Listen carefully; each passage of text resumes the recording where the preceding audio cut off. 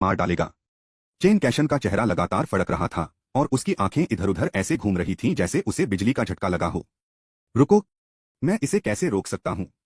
Chain चांगटियन की धीमी गुर्राहट और दहाड़ सुनकर चेन कैशन ने गुस्से में कहा, उस छोटे बदमाश की हरकतें भूत जैसी हैं, मैं उसके साथ बिल्कुल नहीं चल सकता। अगर मैं उसके साथ नहीं रह सकता तो मैं उसे रोक नहीं सकता। अगर मैं उसे रोक नहीं सकता तो मैं उसे कैसे मार सकता हूं? हालांकि मेरी लड़ने की ताकत उस छोटे बदमाश से जरूर ज्यादा है, लेकिन साफ साफ कहूं तो अगर वह छोटा बदमाश भागना चाहे तो मैं उसे भागते हुए सिर्फ देख सकता हूं। क्या सच में कोई और रास्ता नहीं है? हमारे पुरखों ने हमारे चेन परिवार को बनाने के लिए बहादुरी से लड़ाई लड़ी और खून बहाया। एक सदी के उतार चढ़ाव के बाद हमने आज चेन परिवार की शान और शान हासिल की है। चेन परिवार हमारे हाथों खत्म नहीं हो सकता। चेन चांगटियन की आवाज निराशा से भरी हुई थी और इस समय उसे चेन कैशन के प्रति थोड़ी नाराजगी भी महसूस हुई। अगर चेन कैशन ने अपने तथाकथित घमंड की वजह से उस समय झाओ परिवार के उस बेमिसाल जीनियस को उकसाया न होता, अगर चेन कैशन ने अपने तथाकथित घमंड की वजह से बहुत पहले यीशुई झाओ परिवार को बर्बाद न कर दिया होता, चेन परिवार पर ऐसी मुसीबत कैसे आ गई? रास्ता? मैं क्या कर सकता हूं? वह छोटा बदमाश, वह छोटा बदमाश। चेन कैशन बहुत निराश था। झाओ फेंग से ज्यादा ताकतवर होने के बावजूद वह झाओ फेंग के सामने पूरी तरह से बेबस था और झाओ फेंग को अपने ही जैसे लोगों को मारते हुए सिर्फ देख सकता था। उसे और भी ज्यादा निराशा इस बात से हुई कि झाओ फेंग की फुर्ती के बावजूद वह किसी भी तरह से झाओ फेंग को जिंदा नहीं पकड़ सकता था। अगर वह झाओ फेंग को जिंदा नहीं पकड़ सकता तो वह उस पुरानी ताकत की विरासत पर कैसे कब्जा कर सकता है जो झाओ फेंग के पास हो सकती है। अध्याय 69 धमकी। अगर वह अपने टैलेंट और बिलवो चेन कबीले के रिसोर्स के साथ उस पुरानी महान शक्ति की विरासत नहीं पा सका तो चेन कैशन शायद इस जिंदगी में मार्शल ग्रैंडमास्टर लेवल तक ही पहुंच पाएगा। वह इसे स्वीकार करने को तैयार नहीं था। खास तौर पर उसे मार्शल सम्राट बनने की उम्मीद दिखी, लेकिन वह इसे हासिल नहीं कर सका। वह इसे मानने को और भी ज्यादा तैयार नहीं था। क्लैन लीडर, यह सब तुम्हारी गलती है। अगर तुमने सभी क्लैन के लोगों को क्लैन मेंशन में वापस जाने का ऑर्डर नहीं दिया होता तो मेरे चेन क्लैन के सभी लोग अभी क्लैन मेंशन में नहीं होते और वह छोटा बदमाश हम में से इतने लोगों को नहीं मारता। बुरी से बुरी हालत में हवेली के बाहर जो कबीले के लोग हैं वे सुरक्षित बच सकते हैं, अपनी जान बचा सकते हैं और मेरे चेन परिवार के खानदान को बचा सकते हैं। चेन कैशन का चेहरा बहुत बुरा लग रहा था। अपनी दबी हुई नाराजगी निकालने की कोई जगह न होने पर वह चेन चांगटियन पर चिल्ला पड़ा, पहाड़ खोल रहा हूं, तुम मैं। चेन चांगटियन हैरान रह गया। उसने कभी सपने में भी नहीं सोचा था कि चेन कैशन इस समय उसे दोषी ठहराएगा। वह निर्दोष है। क्या उन्होंने जो आदेश जारी किया था वह चेन परिवार को बचाने के लिए भी नहीं था? झाओ फेंग ने पहले बिलवो काउंटी में इतने लोगों को भूत या राक्षस की तरह मार डाला था। पूरे बिलवो काउंटी में ऐसा कौन सा परिवार था जो उससे नहीं डरता था? किस परिवार ने उसे उकसाने की हिम्मत की? क्या उसके आदेश को पूरे कबीले ने मंजूरी नहीं दी थी? लेकिन अब चेन कैशन इस आदेश का इस्तेमाल उसे दोषी ठहराने के लिए कर रहा है। वह बहुत गुस्से में था, लेकिन वह चेन कैशन को नाराज नहीं कर सकता था। उसे अपनी जान बचाने के लिए अभी भी चेन कैशन की जरूरत है। वह सिर्फ एक्सप्लेनेशन दे सकता था, लेकिन जैसे ही वह अपना बचाव करने वाला था उसकी आंखें अचानक चमक उठीं। तुरंत चेन चांगटियन ने उत्साहित होकर चेन कैशन से कहा, कैशन, उस छोटे बदमाश के भी कबीले के लोग हैं। हम उस छोटे बदमाश का कुछ नहीं कर सकते, लेकिन हम उसके लोगों को आसानी से कंट्रोल कर सकते हैं। उसने हमारे कुल के लोगों को मार डाला, इसलिए हम यीशुई शहर में झाओ परिवार के पास जाकर उसके कुल के लोगों को मार सकते हैं। इसके अलावा कैशान, क्या तुमने झाओ कबीले के किसी सदस्य को नहीं पकड़ा? तुम उस सदस्य का इस्तेमाल उस छोटे बदमाश को धमकाने के लिए कर सकते हो और देख सकते हो कि वह कैसे रिएक्ट करता है। अगर वह छोटा बदमाश अपने लोगों की कदर करता है तो हम उसे तुरंत पकड़ लेंगे, अगर उसे अपने लोगों की परवाह नहीं है तो। चेन चांगटियन यहां रुका, उसकी आंखें थोड़ी धुंधली हो गईं। अगर झाओ फेंग को अपने कबीले के लोगों की परवाह नहीं थी तो वे क्या कर सकते थे? वे बस लाचार होकर देख सकते थे कि कैसे झाओ फेंग उनके चेन कबीले का कत्लेआम कर रहा था। इसके अलावा चेन चांगटियन की सोच के अनुसार अगर वह झाओ फेंग होता तो वह अपने ही कबीले के लोगों की वजह से खुद को कभी भी जिंदगी मौत की स्थिति में नहीं डालता। आखिरकार झाओ फेंग अभी भी बहुत छोटा है और उसकी क्षमता असीमित है।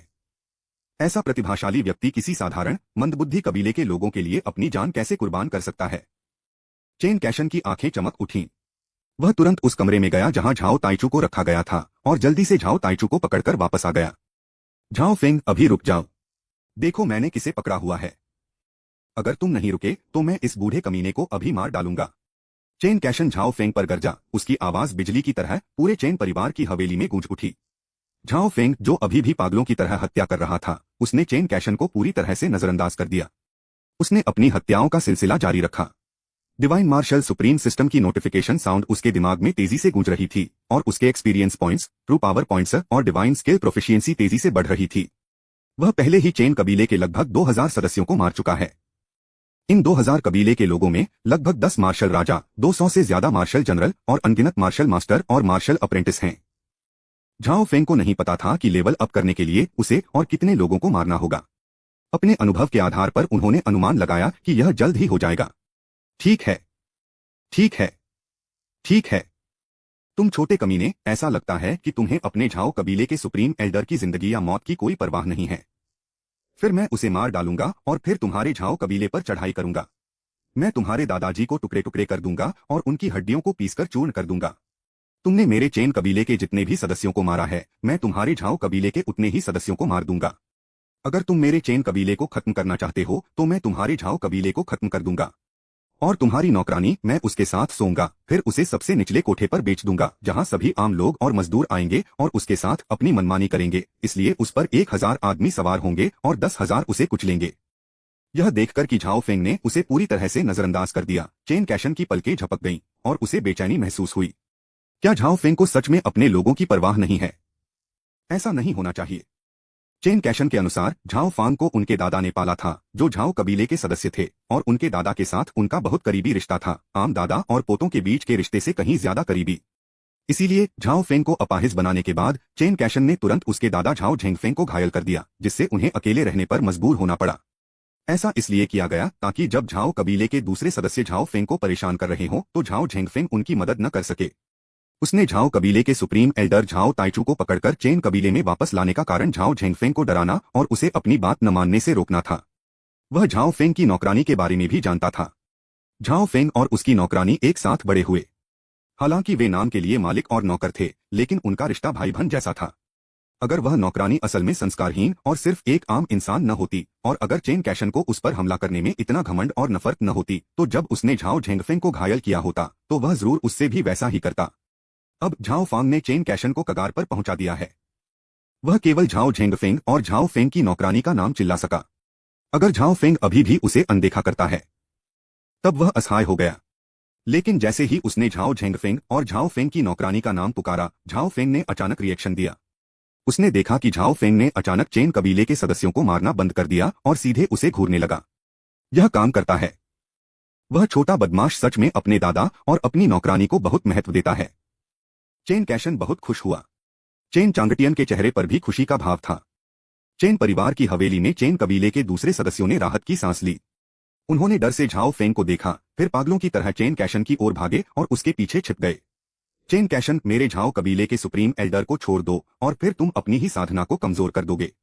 मैं मार्शल वर्ल्ड के स्वर्गीय दाव से कसम खा सकता हूं कि मैं पूरे चेन कबीले को छोड़ दूंगा और तुम्हारे चेन कबीले के किसी और सदस्य को कभी नुकसान नहीं पहुंचाऊंगा। झाओ फेंग ने गहरी सांस ली, चेन कैशन को देखा और गहरी आवाज में कहा। उन्होंने चेन कबीले के आम सदस्यों को नजरअंदाज कर दिया जो पागलों की तरह चेन कैशन की पीठ की ओर दौड़ रहे थे। उन लोगों से उसे कोई खतरा नहीं था। सोअरिंग क्लाउड इमोर्टल स्टेट की बिजली जैसी स्पीड और 10 मेरिडियन डिवाइन स्वॉर्ड की भयानक बड़ी रेंज की विनाशकारी ताकत के साथ अगर वह उन लोगों को मारना चाहता तो उनमें से कोई भी जिंदा नहीं बचता। उन्होंने चेन कैशन को गंभीरता से लिया ही नहीं। हालांकि उसकी अभी की लड़ने की ताकत चेन कैशन जितनी अच्छी नहीं है, लेकिन अपनी लिंग्यून इमोर्टल स्टेप एबिलिटी के साथ चेन कैशन के पास उससे निपटने का कोई तरीका नहीं है। एक बार जब वह सफलतापूर्वक अपग्रेड कर लेगा तो चेन कैशन उसकी हथेली में मछली बन जाएगा, ठीक सीटू हाउजी की तरह उसकी दया पर। इसलिए जब चेन कैशन अभी उस पर चिल्लाया तो उसने चेन कैशन को पूरी तरह से नजरअंदाज कर दिया। लेकिन उन्हें उम्मीद नहीं थी कि चेन कैशन उन्हें उनके झाओ परिवार के सुप्रीम एल्डर से धमकाएगा। अध्याय 70 टाइल के पूरे टुकड़े से बेहतर है जेड का टूटा हुआ टुकड़ा होना। गलत अनुमान, गलत अनुमान। झाओ फेंग का चेहरा उदास था। वह बिलुओ काउंटी में सिर्फ सिटू और चेन परिवारों को खत्म करने और झाओ परिवार की आने वाली परेशानियों को खत्म करने के मकसद से आया था। लेकिन वह भूल गया कि उनके झाओ परिवार के सुप्रीम एल्डर झाओ ताइचू अभी भी चेन कैशन के कब्जे में थे। झाओ फेंग पर झाओ ताइचू का ज्यादा असर नहीं था। झाओ परिवार का यह सबसे बड़ा बुजुर्ग पूरे साल अकेले रहता था और परिवार में बहुत कम ही दिखाई देता था। इसलिए यह कहा जा सकता है कि झाओ फेंग और उनके बीच एक दूसरे के लिए ज्यादा लगाव नहीं था। लेकिन झाओ ताइचू आखिरकार झाओ परिवार का सदस्य था।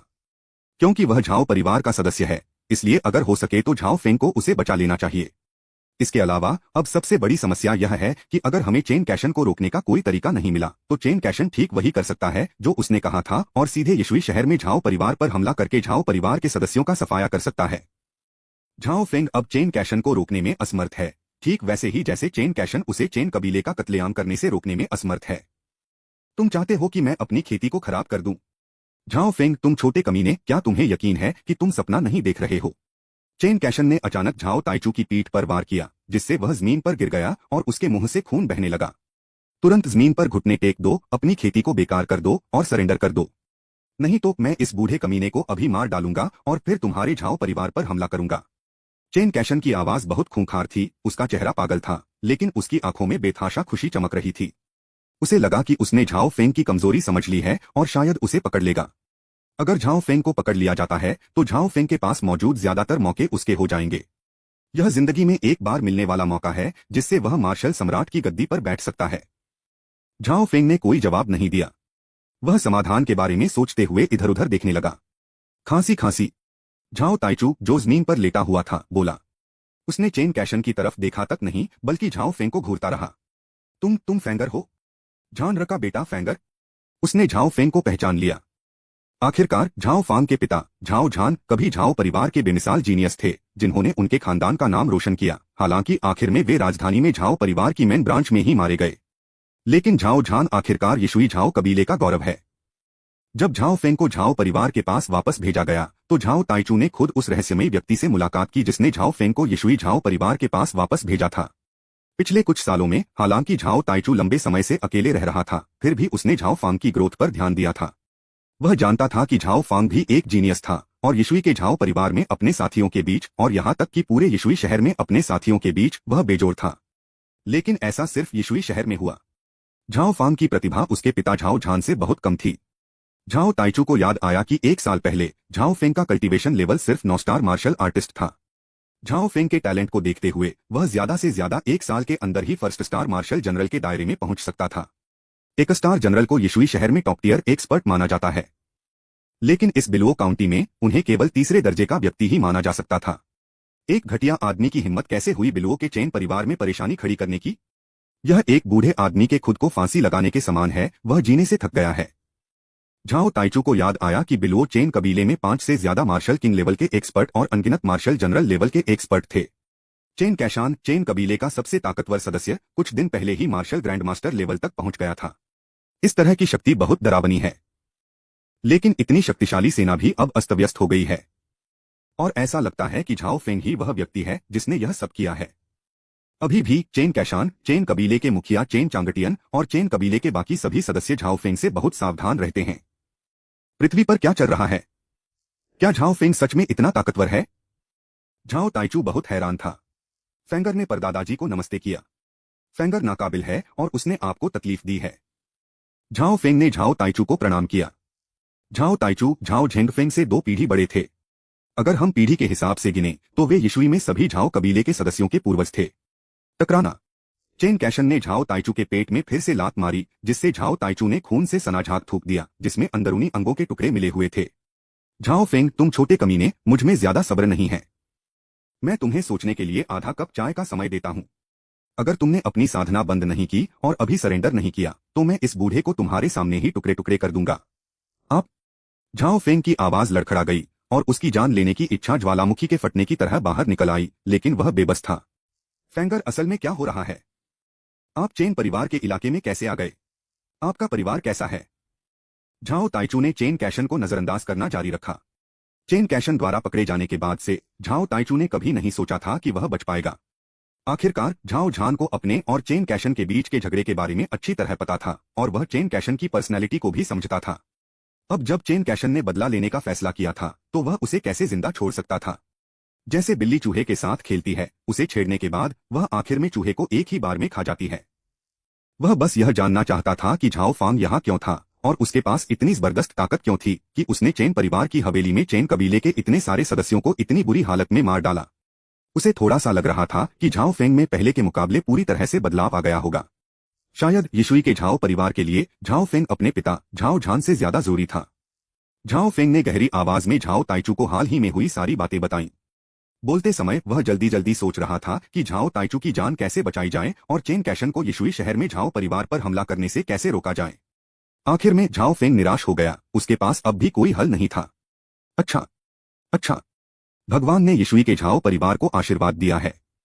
झान एर जैसा टैलेंट पैदा करने के बाद हम फेंग एर जैसा एक और भी पैदा कर सकते हैं। फेंग जल्दी करो और जाओ, मेरी चिंता मत करो। यह चेन कैशन एक मार्शल ग्रैंड मास्टर है और तुम उससे नहीं लड़ सकते। जब तक तुम जिंदा रहोगे यिशुई का झाओ परिवार खत्म नहीं होगा और हम आखिरकार फिर से शान से उठेंगे। अगर सच में ऐसा है तो मैं एक बूढ़ा आदमी बिना किसी अफसोस के मर जाऊंगा। झाओ ताइचू अचानक जोर से हंस पड़े, उनकी हंसी संतुष्टि से भरी हुई थी। अपनी मां की गांड पर हंसो। चेन कैशन ने झाओ ताइचू के चेहरे पर थप्पड़ मारा, जिससे उसका आधा गाल सूज गया, उसके दांत गिर गए और उसकी हंसी अचानक बंद हो गई। आधे कप चाय का टाइम हो गया, कमीने घुटने टेकोगे या नहीं? तुम अपाहिज हो जाओगे या नहीं? चेन कैशन ने एक मोटी पीठ वाली माचेती पकड़ी, ब्लेड को झाओ ताइचू की पीठ पर दबाया और एक क्रूर मुस्कान के साथ झाओ फेंग से पूछा। झाओ फेंग चुप रहा। आह! झाओ ताइचू दर्द से चिल्लाया जब चेन कैशन ने एक ही झटके में उसकी पीठ से मांस का एक टुकड़ा नोच लिया। तुम घुटने टेकोगे या नहीं? तुम अपाहिज हो जाओगे या नहीं? चेन कैशन की खूंखार आवाज फिर गूंजी। मेरे बेटे को छोड़ दो, जल्दी जाओ, अपनी सेहत का ध्यान रखो, मेहनत से अपनी लड़ने की ताकत बढ़ाओ और भविष्य में मुझसे बदला लेना। झाओ ताइचू ने अचानक अपना सिर घुमाया और अपनी गर्दन ब्लेड से टकरा दी। वह दहाड़ा, उसका चेहरा मौत के इरादे से भर गया। मरना चाहते हो? यह इतना आसान नहीं है। अपनी कलाई को हल्का सा घुमाते हुए चेन कैशन की ब्लेड झाओ ताइचू की गर्दन को छू गई। फिर ब्लेड का पिछला हिस्सा नीचे धंस गया और झाओ ताइचू की पीठ पर लगा। जोरदार टक्कर से झाओ ताइचू एक बार फिर जमीन पर गिर गया। तुम छोटे कमीने, मैं तुमसे एक बार और पूछूंगा, क्या तुम घुटने टेकोगे या नहीं? क्या तुम अपाहिज हो जाओगे या नहीं? ब्लेड चमक उठा, खून बिखर गया और झाओ ताइचू की पीठ से मांस का एक और टुकड़ा कट गया। अध्याय 71 संघर्ष। तेरी मां को छोड़ू। मैं अपने पिता, माता और पूर्वजों के सामने घुटने टेकता हूं, लेकिन मैं स्वर्ग और पृथ्वी के सामने भी घुटने नहीं टेकता। तुम खुद को क्या समझते हो? मुझे अपने सामने घुटने टेकने दो, मैं तुम्हें मार दूंगा। झाओ फेंग को बहुत गुस्सा आया। उसने झाओ ताइचू को नजरअंदाज किया और तुरंत गायब हो गया। चेन कैशन के पीछे भीड़ में फिर से दिखाई दिया। उसकी 10 रंग की तलवार की एनर्जी एक दूसरे को काट रही थी और उसने ताबड़तोड़ हत्याएं शुरू कर दी। उसने सब कुछ समझ लिया। आखिरकार वह झाओ ताइचू को नहीं बचा सका।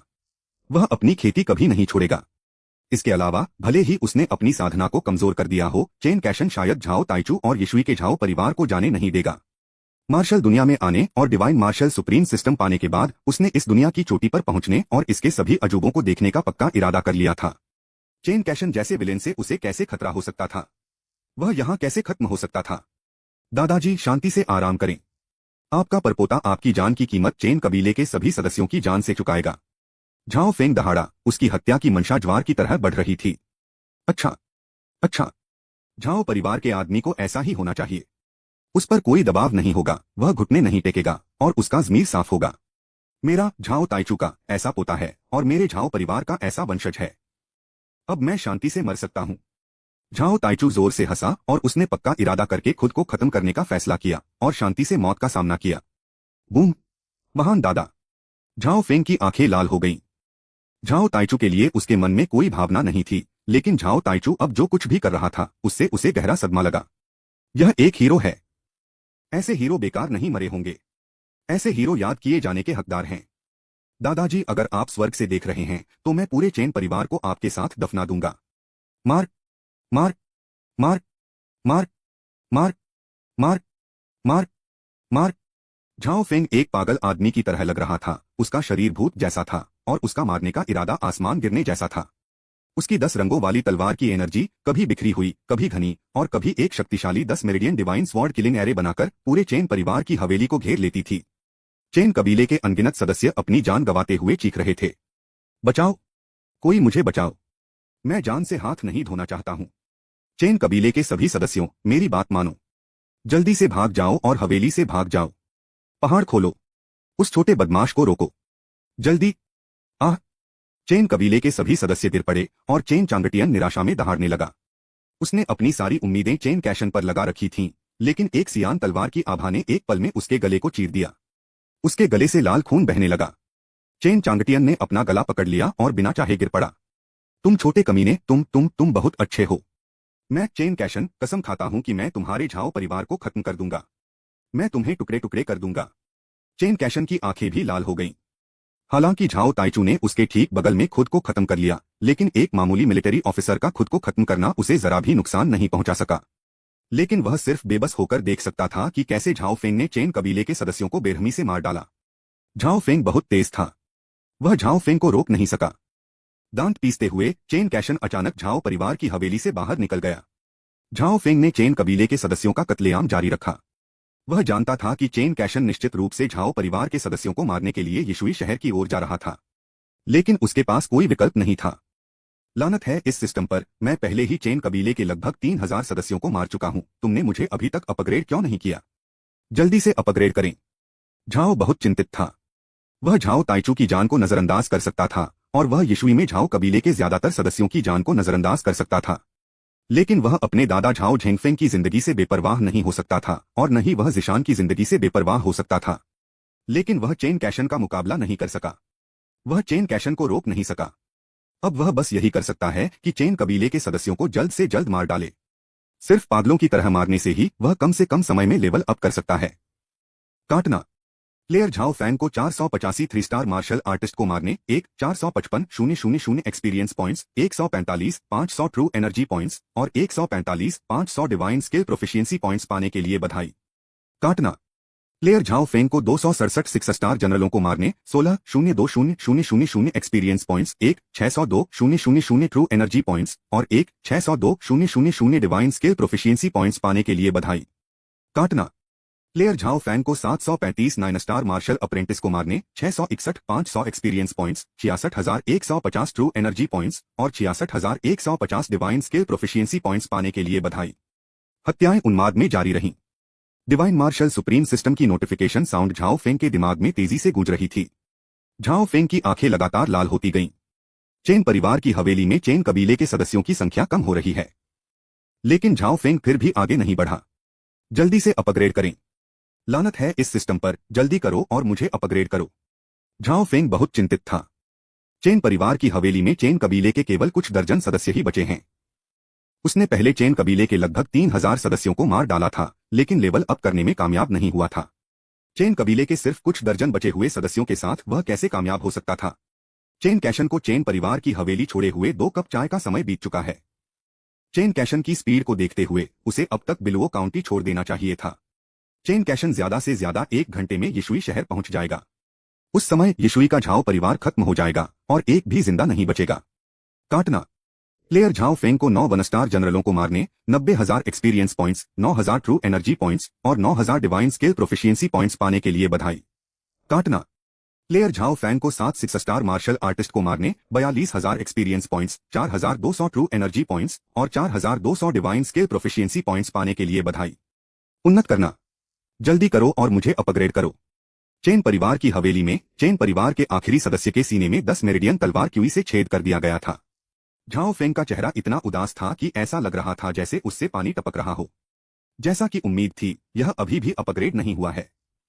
लानत है इस सिस्टम पर, लेवल बढ़ाने से पहले तुम मुझसे और कितने लोगों को मरवाना चाहते हो? अब भाई हम किसी को मारने कहाँ जाएं? बिलवो काउंटी में तबाही मचाने के लिए? बिलवो काउंटी के आम लोगों का कत्लेआम करने के लिए?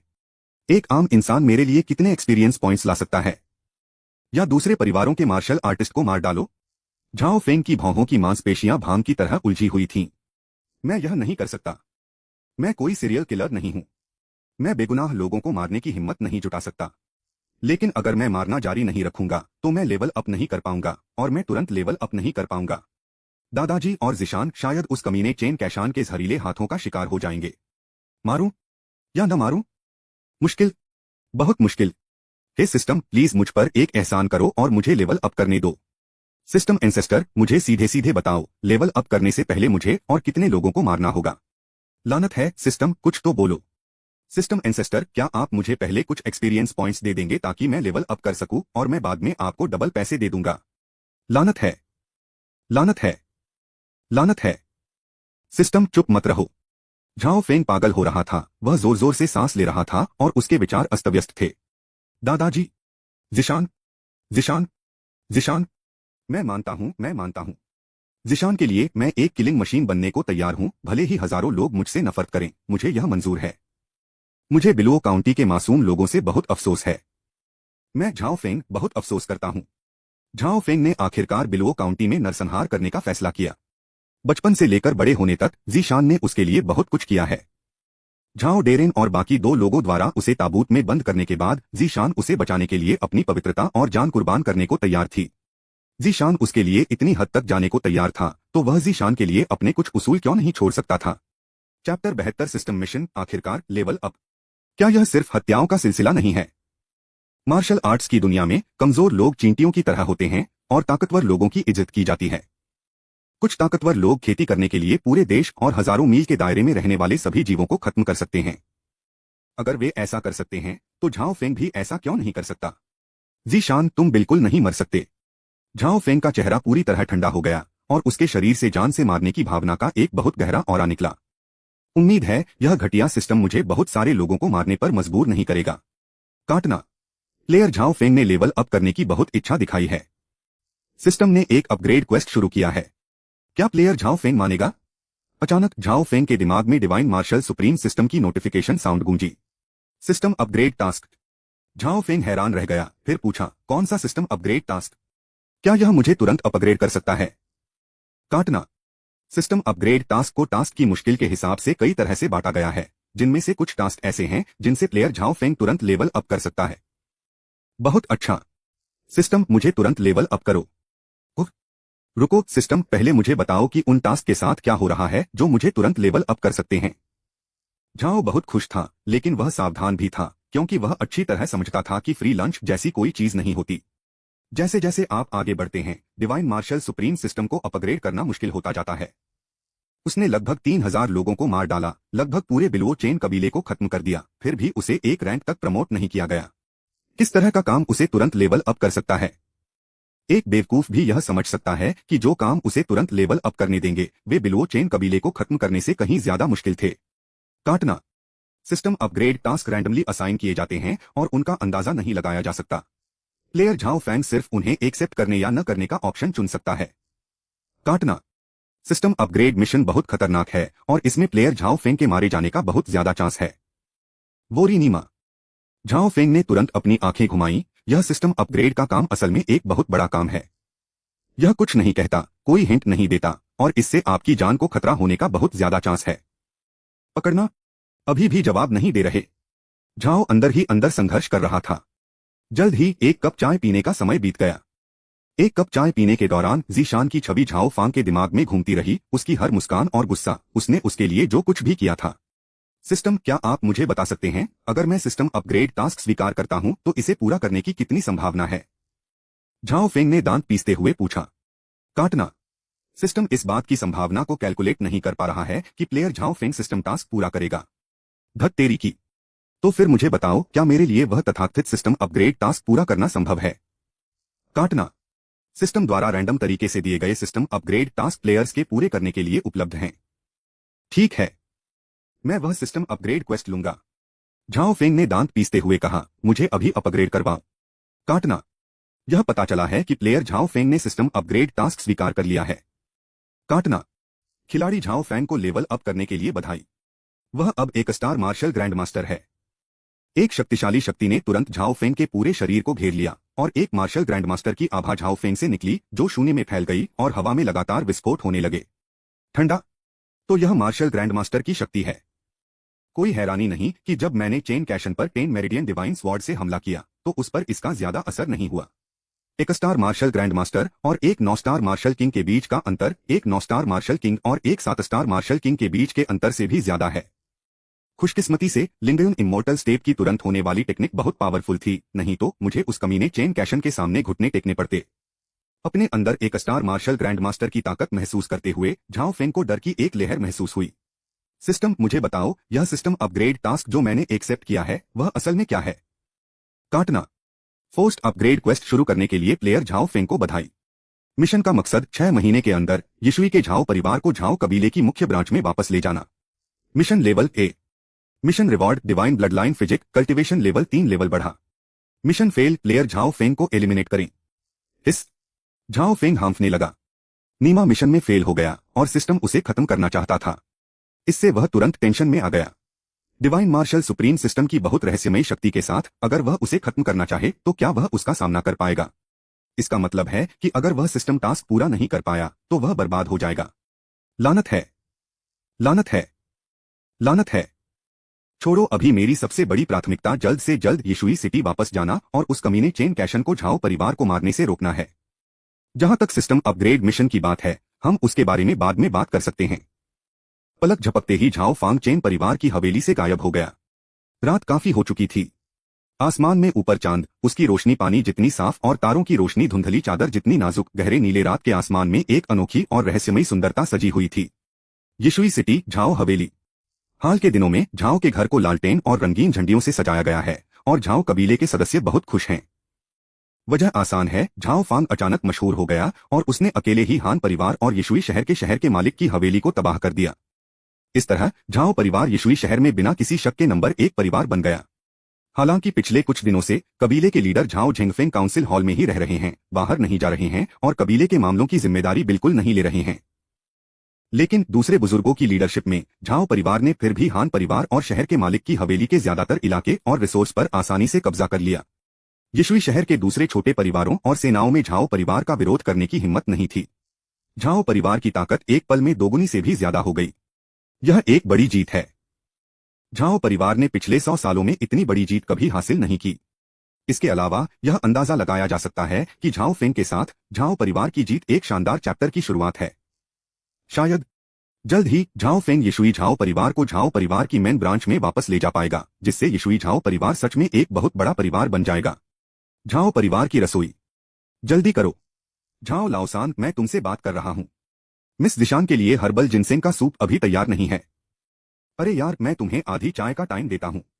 अगर तुम अभी भी हर्बल जिनसेंग का सूप नहीं बना पाए तो मैं तुमसे पंगा ले लूंगा। एरदेजी, क्या मिस दिशान का आधी रात का नाश्ता तैयार है?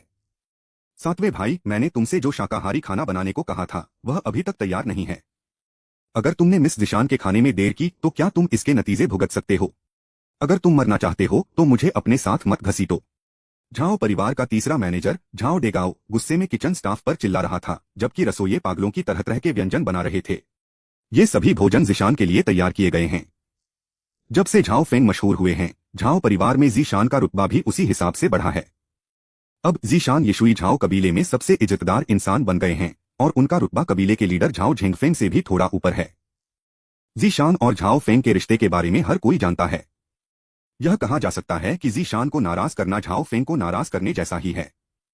लेकिन झाओ फेंग को नाराज करने की हिम्मत कौन करेगा? क्या आपने नहीं देखा कि झाओ जुआन और उसका बेटा, जिन्होंने पहले झाओ फेंग को नाराज किया था, अब मर चुके हैं? इसके अलावा यीशुई का झाओ कबीला भविष्य में अपनी शान बनाए रखने के लिए झाओ फेंग की बेमिसाल लड़ाई की काबिलियत पर बहुत ज्यादा निर्भर करेगा। इसलिए भले ही ज़ीशान ने झाओ परिवार पर कोई दिखावा नहीं किया या कोई मांग नहीं की, लेकिन झाओ परिवार के इन सभी सदस्यों ने उसे खुश करने के लिए अपना दिमाग लगाया और उस पर अच्छा इंप्रेशन छोड़ना चाहते थे। चैप्टर 73 झाओ हवेली में रहस्यमयी कत्लेआम। पिछले कुछ दिनों से ज़ीशान को नींद न आने की समस्या है और वह अक्सर आधी रात को जाग जाती है। कोई भी यह नहीं समझ पाया कि ज़ीशान ऐसा क्यों था, क्योंकि झाओ कबीले के कई सदस्य जानते थे कि पिछले 10 सालों में ज़ीशान को कभी भी नींद न आने की समस्या नहीं हुई थी। लेकिन यह जरूरी नहीं है। जरूरी बात यह है कि ज़ीशान की नींद न आने की बीमारी और बहुत ज्यादा सपने आने की बीमारी का इलाज कौन कर सकता है? नींद न आने की बीमारी से जागने के बाद उसकी सबसे अच्छी देखभाल कौन कर सकता है? अगर कोई इस समय ज़ीशान की अच्छी सेवा करे, उस पर अच्छा असर डाले और उसे याद दिलाए तो वह व्यक्ति अमीर बन सकता है। जब भविष्य में झाओ फेंग झाओ परिवार में वापस आएगा तो अगर ज़ीशान झाओ फेंग के सामने किसी की बहुत तारीफ करेगा और उसे शुक्रगुजार बनाएगा तो नतीजा, बस इसके बारे में सोचना ही रोमांचक है। तो भले ही रात हो चुकी थी, झाओ डेगाओ अभी भी किचन के बाहर पहरा दे रहा था और रसोइयों से तरह तरह का स्वादिष्ट खाना बनाने के लिए कह रहा था। ये सभी डिशेज नींद न आने और बहुत ज्यादा सपने आने के इलाज के लिए दवा वाली डिशेज हैं और वह इन्हें ज़ीशान को भेजने वाला है। झाओ डेगाओ को यह नौकरी पाने के लिए बहुत परेशानी उठानी पड़ी और अब परिवार में बहुत से लोग हैं जो ज़ीशान का पक्ष लेना चाहते हैं। इसलिए वह इस काम में कोई गलती बर्दाश्त नहीं कर सकता। Boom boom. जैसे ही झाओ डेगाओ बेसब्री से रसोइयों को डांट रहा था और चाह रहा था कि वह खुद जिम्मेदारी ले और तुरंत ज़ीशान के लिए खाना तैयार करे, अचानक झाओ के घर से जोर की आवाज आई। शोर के बीच बीच में दयनीय चीखें भी आ रही थीं। उसी समय रात की हवा में खून की तेज गंध फैल गई। क्या हो रहा है? मेरे झाओ घर में परेशानी खड़ी करने की हिम्मत किसने की? क्या वे मरना चाहते हैं? अचानक खून की इतनी तेज गंध क्यों आ रही है? झाओ डेगाओ के चेहरे के भाव बदल गए। हवा में फैली खून की तेज गंध और तेज चीखों ने उसे बहुत बुरा महसूस कराया। वह किचन से बाहर भागा, यह देखने के लिए कि क्या हो रहा है। वह उस दिशा में जाएगा जहां से चीखें और खून की गंध आ रही थी। लेकिन जैसे ही वह किचन से बाहर भागा, अचानक उसके सामने एक अजीब सी आकृति आ गई। वह आकृति काफी लंबी थी, खून से लथपथ थी और उस पर बुराई का गहरा साया था, जिससे ऐसा लग रहा था जैसे कोई राक्षस किसी खूनी नरक से निकल आया हो। उससे निकलने वाली आभा बहुत डरावनी थी। झाओ डेगाओ उसे बिल्कुल भी झेल नहीं सका और एक पल में वह उस बहुत शक्तिशाली आभा से घुटनों के बल गिर गया। कितना भयानक शक्तिशाली एक्सपर्ट है! वह निश्चित रूप से क्लैन लीडर से ज्यादा शक्तिशाली है। झाओ डेगाओ डर गया, लेकिन फिर भी उसने हिम्मत जुटाई और उस आदमी पर चिल्लाया, तुम कौन हो? मेरे झाओ परिवार में इतनी गुस्ताखी करने की तुम्हारी हिम्मत कैसे हुई? क्या तुम्हें नहीं पता कि मेरे झाओ परिवार का एक जवान मालिक है? आह! इससे पहले कि झाओ डेगाओ अपनी बात पूरी कर पाता, उस आदमी ने उसका सिर फोड़ दिया। वह आदमी भेड़ों के बीच बाघ की तरह किचन में घुस गया, अंधाधुंध हत्या की और पलक झपकते ही किचन में मौजूद सभी लोगों को मार डाला। वह किचन से निकलकर झाओ के घर में भूत की तरह घूमता रहा और अपने सामने आने वाले हर व्यक्ति को मार डाला। झाओ के घर के अंदर दर्द भरी चीखें तेज हो गईं और खून की बदबू और तेज हो गई। एक शांत और सुंदर आंगन। यह एक शानदार आंगन है जिसे हाल ही में झाओ परिवार की हवेली में रेनोवेट किया गया है। यह आंगन जो झाओ परिवार की हवेली में सबसे सुंदर और शानदार है, खास तौर पर झाओ फेंग के लिए बनाया गया था। इसलिए यह छोटा सा आंगन झाओ फेंग का खास घर है। जब से झाओ फांग यिशुई शहर छोड़कर बिलुओ काउंटी गए हैं, तब से सिर्फ जीशान ही इस खूबसूरत आंगन में रहने के लायक हैं।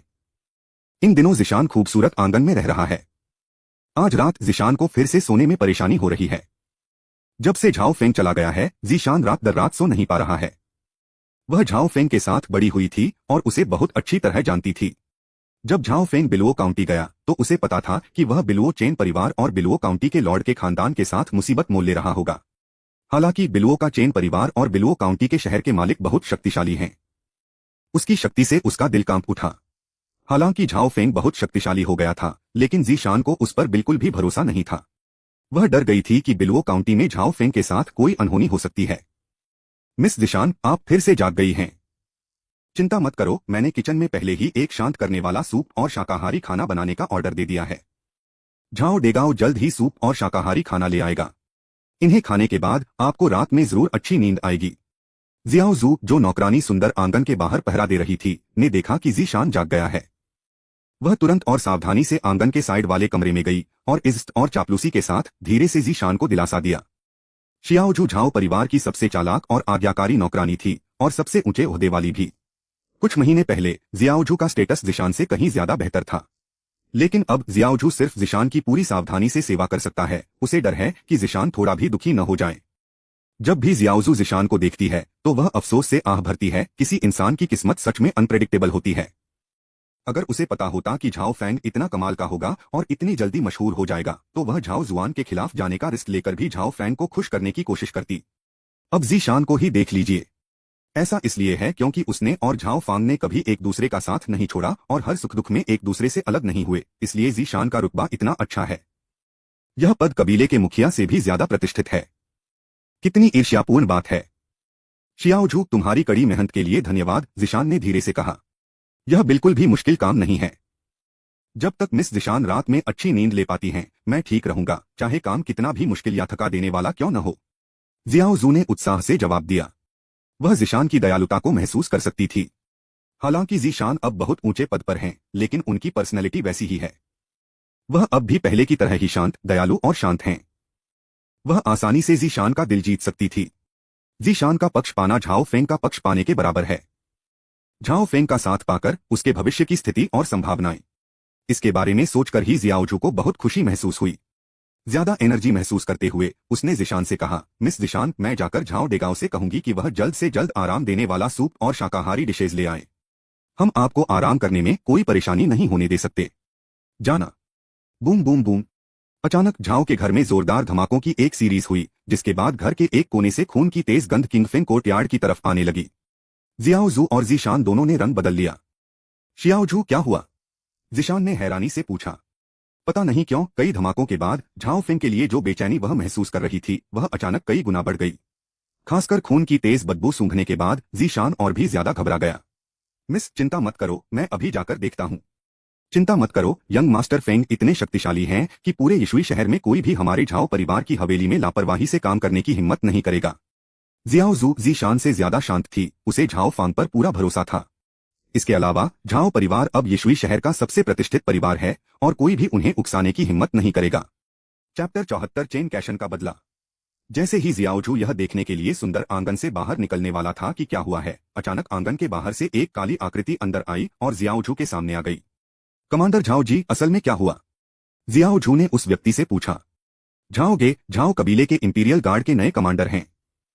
ऑफिस संभालने के बाद वह खास तौर पर ज़ीशान की सुरक्षा के लिए जिम्मेदार थे।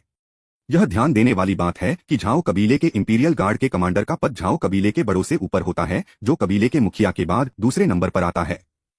इंपीरियल गार्ड का कमांडर पूरे झाओ परिवार की अंदरूनी सुरक्षा के लिए और बाहर से झाओ परिवार का विरोध करने की हिम्मत करने वाली किसी भी ताकत को दबाने के लिए जिम्मेदार है। लेकिन अब झाओगे अकेले ज़ीशान की सुरक्षा के लिए जिम्मेदार है। इससे पता चलता है कि झाओ परिवार में ज़ीशान की कितनी इज्जतदार जगह थी। कुछ बहुत बुरा हुआ है।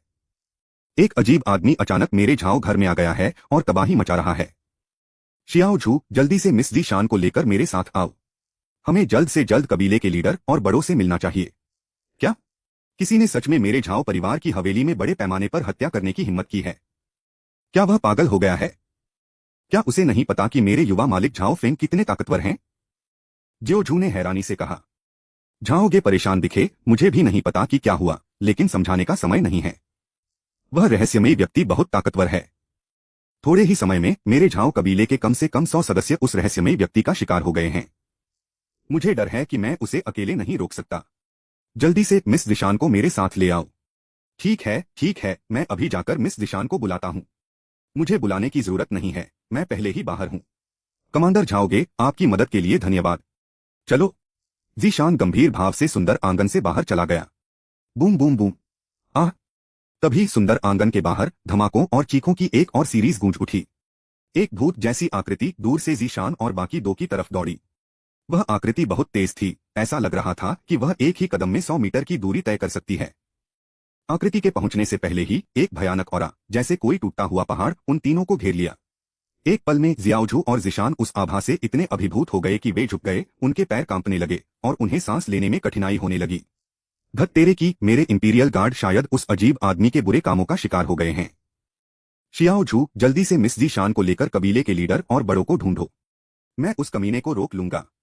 झाओगे का चेहरा बहुत बदसूरत था। उसके शरीर से एक तेज औरा निकला, जो मुश्किल से उस रहस्यमयी औरा को रोक पाया, जिससे जियाओजू और ज़ीशान फिर से अपनी पीठ सीधी कर पाए। फुस! जियाओजू और ज़ीशान जोर जोर से सांस ले रहे थे। बस उस थोड़ी देर में वे थक गए थे और उनके शरीर ठंडे पसीने से भीग गए थे। कमांडर झाओ जी, धन्यवाद। ज़ीशान ने झाओगे को गंभीरता से प्रणाम किया, फिर मुड़कर चला गया। उसे अपनी ओर तेजी से आ रहे एक व्यक्ति का डर महसूस हुआ। उस आकृति से निकलने वाला औरा झाओ फेंग के कुछ दिन पहले छोड़े गए औरा से भी ज्यादा तेज था, जब उसने अकेले ही यिशुई शहर के गार्ड्स और हान परिवार को मार डाला था। दूसरे शब्दों में, वह व्यक्ति झाओ फेंग से भी अधिक शक्तिशाली हो सकता है। झाओगे का उस व्यक्ति से कोई मुकाबला नहीं था। इसलिए झाओगे उस व्यक्ति से लड़ने के लिए अपनी जान जोखिम में डाल रहा था, उन्हें भागने के लिए समय देने के लिए अपनी जान जोखिम में डाल रहा था। कोई नहीं जा रहा है। झाओ परिवार के सभी सदस्यों को मरना होगा। जैसे ही ज़ीशान मुड़ा, वह आदमी अचानक दहाड़ा, जैसे कहीं से बिजली कड़कने लगी हो। ज़ीशान और जियाओजू तुरंत इतनी बुरी तरह हिल गए कि उनके शरीर ढीले पड़ गए, जैसे उनके पैरों की सारी ताकत खत्म हो गई हो। वे दोनों जमीन पर गिर पड़े। इस समय झाओगे पहले ही उस मूर्ति की ओर दौड़ा था। तुम बदमाश, मेरे झाओ घर में परेशानी खड़ी करने की तुम्हारी हिम्मत कैसे हुई? बेहतर होगा कि तुम मुझे अपनी जान दे दो। एक चींटी जितना छोटा मोटा भी मेरे सामने घमंड से काम करने की हिम्मत कैसे कर सकता है? मरना। उस आकृति ने हवा में झाओगे को थप्पड़ मारा और उसके हाथ से एक गहरे हरे रंग की रोशनी निकली, जो 1 एकड़ जमीन के आकार की असली एनर्जी वाली एक बड़ी गहरे हरे रंग की हथेली में बदल गई। झाओगे को असली एनर्जी की उस गहरे हरे रंग की हथेली ने सीधे कुचल दिया। कमांडर झाओगे! ज़ीशान और जियाओजू दुख से चिल्ला उठे। पलक झपकते ही वह आकृति ज़ीशान और जियाओजू के सामने प्रकट हो गई। वह अधेड़ उम्र का हट्टा कट्टा आदमी था, खून से लथपथ। उसका डरावना औरा इतना घना था कि वह साफ लग रहा था, जिससे उसके कुछ मीटर के अंदर हवा का टेम्परेचर दूसरी जगहों के मुकाबले बहुत कम था। आप असल में कौन हैं? आप झाओ परिवार के साथ ऐसा बर्ताव क्यों कर रहे हैं? ज़ीशान ने उस अधेड़ उम्र के आदमी को ध्यान से देखा और हिम्मत करके पूछा। जहां तक शियाओजू की बात है, वह इतनी डरी हुई थी कि वह पूरी तरह से हैरान रह गई। मैं कौन हूं? अधेड़ उम्र के आदमी की आंखों में गहरा गुस्सा झलका। मैं तुम्हारे झाओ परिवार से कर्ज वसूलने आया हूँ। उसने हाथ हिलाकर जियाओ जू का सिर फोड़ दिया, फिर जीशान को पकड़ा और झाओ के घर के काउंसिल हॉल की तरफ भागा। झाओ निवास के काउंसिल हॉल के अंदर। जैसे ही झाओ के घर में अचानक पहला धमाका हुआ और खून की पहली गंध हवा में फैली, झाओ झेंगफेंग अचानक खड़ा हो गया। लंबी मेज पर रखे हल्के पीले जेड कम्युनिकेशन स्टोन में उसकी कोई दिलचस्पी नहीं थी। उसे लगा कि कुछ गड़बड़ है। इसके बाद झाओ के घर में गूंजे धमाके, कबीले के लोगों की चीखें और खून की बढ़ती बदबू ने झाओ झेंगफेंग के चेहरे पर बहुत ज्यादा उदासी ला दी। वह जानता था कि झाओ परिवार पर मुसीबत आने वाली है। उन्होंने इस मामले को बिना किसी वजह के झाओ फांग की बिलुओ काउंटी की यात्रा से जोड़ दिया। क्या यह बिलुओ काउंटी का चेन परिवार हो सकता है, या शहर के मालिक का खानदान जो मेरे झाओ परिवार से हिसाब बराबर करने और हमें पूरी तरह खत्म करने के लिए यहाँ आए हैं? झाओ झेंगफेंग का चेहरा बहुत बदसूरत हो गया। इसमें कोई हैरानी की बात नहीं है कि उसने ऐसा सोचा, क्योंकि इस समय यिशुई शहर में कोई भी ताकत झाओ परिवार का विरोध करने की हिम्मत नहीं करेगी। इस समय जिस व्यक्ति ने झाओ निवास में किसी को मारने की हिम्मत की, वह यिशुई शहर के बाहर से आया होगा। 100 साल से ज्यादा समय से यिशुई के झाओ परिवार ने अपना असर यिशुई शहर तक ही रखा है और शहर के बाहर किसी भी बड़ी ताकत को कभी नाराज नहीं किया है। पिछले कुछ महीनों में ही झाओ फांग की वजह से यिशुई झाओ कबीला बिलुओ काउंटी के शहर के मालिक और बिलुओ चेन कबीले के वंश का दुश्मन बन गया था। बिलुओ काउंटी सिटी लॉर्ड के वंश और बिलुओ चेन कबीले के बारे में सोचकर झाओ झेंगफेंग के चेहरे पर बेकाबू निराशा छा गई। क्या ऐसा हो सकता है, क्या ऐसा हो सकता है कि हम उसे जाने दें? सरदार, यह भयानक है। आपदा, आपदा। झाओ कबीले के तीसरे बुजुर्ग झाओ झेंगक्सिंग घबराकर काउंसिल हॉल में भागे। कबीले के नेता, एक अजीब आदमी अचानक मेरे झाओ महल में आ गया और अंधाधुंध मारना शुरू कर दिया। उस अजीब आदमी के हाथों कबीले के सैकड़ों सदस्य मारे गए हैं और दूसरे और पांचवें बुजुर्ग भी उस अजीब आदमी ने मारे थे। झाओ झेंगक्सिंग ने जिन दूसरे और पांचवें एल्डर्स का जिक्र किया है, वे झाओ परिवार के दूसरे और पांचवें एल्डर्स हैं। उन दोनों के पास 2 स्टार मार्शल जनरल की कल्चरल स्किल है और वे यिशुई सिटी के टॉप एक्सपर्ट्स हैं। वे झाओ झेंगफेंग और झाओ फेंग के अलावा झाओ परिवार के सबसे ताकतवर लोगों में से भी हैं। इस समय झाओ झेंगक्सिंग डर से भर गया और उसकी आवाज कांप रही थी। क्लैन लीडर, वह रहस्यमयी व्यक्ति बहुत ताकतवर है। दूसरे और पांचवें भाई भी उस रहस्यमयी व्यक्ति का मुकाबला नहीं कर सकते। हमारे झाओ परिवार ने इतने शक्तिशाली व्यक्ति को कब उकसाया? क्या हमें क्या करना चाहिए? अध्याय 75 हताश झाओ कबीला। कबीले के नेता, हमारा झाओ कबीला गंभीर खतरे में है। झाओ झेंगक्सिंग के बोलते ही झाओ झेंगजियांग घबराकर काउंसिल हॉल में भाग गया। झाओ झेंगजियांग झाओ परिवार के चौथे बड़े हैं। उनके पास 2 स्टार मार्शल जनरल का कल्टीवेशन लेवल भी है। अपनी रोजमर्रा की जिंदगी में झाओ झेंगजियांग शांत रहते हैं और उनका व्यवहार एक ग्रैंड मास्टर जैसा है। लेकिन अब झाओ झेंगजियांग घबराया हुआ लग रहा था। क्लैन लीडर, एक अजीब आदमी मेरी झाओ हवेली में घुस आया है और ग्रैंड एल्डर, उसे उस अजीब आदमी ने मार डाला है। क्या हमें क्या करना चाहिए? सरदार, कुछ भयानक हुआ है। सरदार, झाओ कबीले के ज्यादा से ज्यादा सदस्य काउंसिल हॉल के बाहर जमा हो गए। वे सभी डरे हुए लग रहे थे। चुप रहो तुम सब, झाओ झेंगफेंग अचानक दहाड़ा। भीड़ में डर का शोर अचानक बंद हो गया। झाओ झेंगफेंग ने चारों ओर सबको देखा। इस समय वह भी बहुत परेशान था। उसके मन में उस रहस्यमयी व्यक्ति के बारे में पहले से ही एक अंदाजा था। उस अंदाजे से उसे बेबस महसूस हुआ। इसके अलावा अगर उसका अंदाजा गलत भी होता तो भी एक ऐसा पावर हाउस जो पहले एल्डर, दूसरे एल्डर और पांचवें एल्डर को एक ही बार में मार सकता था, उसका मुकाबला वह नहीं कर सकता था। शायद झाओ फेंग उस रहस्यमयी एक्सपर्ट से निपट सकता है। लेकिन जरूरी बात यह है कि झाओ फेंग अभी यहां नहीं है। फेंगर, ठीक है जिशान। झाओ फेंग के बारे में सोचते ही झाओ झेंगफेंग का चेहरा तुरंत गंभीर हो गया। वह तीसरे एल्डर झाओ झेंगक्सिंग की ओर मुड़ा और गहरी आवाज में पूछा, झाओगे कहाँ है? क्या उसे जीशान की रक्षा के लिए नहीं भेजा गया था? झाओगे अभी यहां क्यों नहीं है? जीशान कैसा है? क्लैन लीडर, मुझे नहीं पता। जैसा कि आप जानते हैं, मैं आमतौर पर अकेले में खेती करता हूं और मुझे क्लैन के मामलों की ज्यादा परवाह नहीं है। चौथा भाई झाओ झेंगफेंग ने अपना सिर झाओ झेंगजियांग की ओर घुमाया। झाओ झेंगजियांग परिवार के बड़े आदमी हैं जो परिवार के सभी छोटे बड़े मामलों की देखरेख करते हैं। उन्हें इस बात का पता होना चाहिए। क्लैन लीडर, अभी क्या टाइम हुआ है? चलो पहले सोचते हैं कि उस रहस्यमयी एक्सपर्ट से कैसे निपटना है, झाओ झेंगजियांग ने कहा। कमीने, मैं तुमसे पूछ रहा हूं तो बस मुझे बताओ। क्या मुझे यह सिखाने की जरूरत है कि यह कैसे करना है? झाओ झेंगफेंग दहाड़ा। वह अच्छी तरह जानता था कि झाओ के दिल में जिशान की क्या जगह है। यह कहा जा सकता है कि झाओ परिवार में कोई भी मर सकता है, यहां तक कि वह भी, लेकिन जिशान बिल्कुल नहीं मर सकता। नहीं तो झाओ फेंग पक्का पागल हो जाएगा। झाओ फेंग झाओ परिवार की उम्मीद है। हालांकि झाओ झेंगफेंग को झाओ फेंग की मौजूदा स्थिति के बारे में पता नहीं है, लेकिन जब तक झाओ फांग जीवित है, यिशुई का झाओ परिवार कभी खत्म नहीं होगा। इसलिए जिशान को मुसीबत में नहीं पड़ने देना चाहिए। मैं झाओ झेंगफेंग के चिल्लाने पर झाओ झेंगजियांग पीछे हट गया, फिर हकलाया, मुझे भी नहीं पता। जब से मैंने आपके ऑर्डर माने हैं, क्लैन चीफ झाओगे को जीशान की रक्षा के लिए ट्रांसफर करने के लिए, मैंने झाओगे को हर चीज में जीशान की बात मानने के लिए मजबूर किया है, और अब उसे मेरे लिए जिम्मेदार होने की जरूरत नहीं है। तो तुम बिल्कुल बेकार हो और मदद से ज्यादा रुकावट बन गए हो। तुम वहां क्यों खड़े हो? जल्दी करो और किंग्या कोर्टयार्ड जाकर जिशान को बुला लाओ। झाओ झेंगफेंग के हाव भाव बार बार बदल रहे थे। बड़े बुजुर्ग उस रहस्यमयी व्यक्ति का मुकाबला नहीं कर सकते थे। अगर उस रहस्यमयी व्यक्ति ने सच में किंग्या कोर्टयार्ड पर हमला किया तो झाओगे उसे कैसे रोक सकता था? जीशान की मौजूदा स्थिति बहुत खतरनाक हो सकती है। चिंता में झाओ झेंगफेंग तुरंत जीशान की रक्षा के लिए किंग्या कोर्टयार्ड चला गया। लेकिन उसी समय काउंसिल हॉल के बाहर से एक तेज जानलेवा आभा वाली आवाज अचानक सबके कानों में पड़ी। झाओ झेंगफेंग, परेशान होने की जरूरत नहीं है, मैं उस छोटी कुतिया जीशान को पहले ही तुम्हारे पास ले आया हूँ। जैसे ही डरावनी आवाज आई, काउंसिल हॉल में अचानक एक आदमी दिखाई दिया।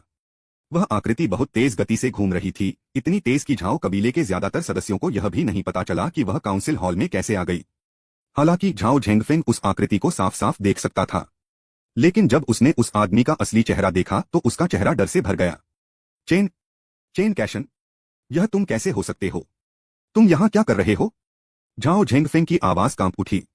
वह अच्छी तरह जानता था कि चेन कैशन कितना ताकतवर है। वह बिलुओ काउंटी का सबसे ताकतवर इंसान था, जिसके पास 9 स्टार मार्शल किंग जैसी ताकत थी।